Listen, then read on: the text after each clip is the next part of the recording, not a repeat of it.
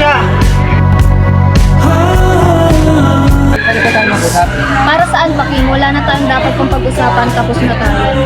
Hindi ako titigil hanggang di kita nakakausap. Ano bang gusto mong gawin ko para tumigil ka na?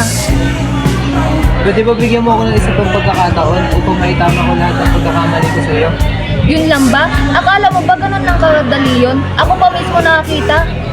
Di alam kung bakit laging sa akin Ah, yan pala yung kapit na. Ano ka ba?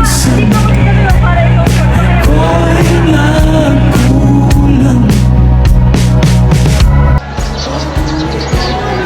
Pare, di ba ako mangingi sa inyo ng bago? Para sa naman. So kung sana ipakita ko ulit kay Jimmy na mahal ko siya. Yun, ganun ganda din parang. Kaya nga nangingi ako sa inyo ng tulong.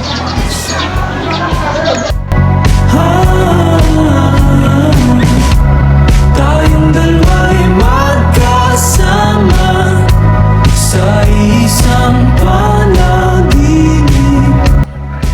Guys, pwede ba akong humingi ng second? Para saan?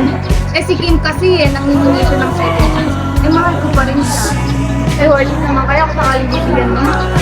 Kung talagang mahal mo, magtira ka rin para sa sarili mo, hindi yung unahin mo lahat.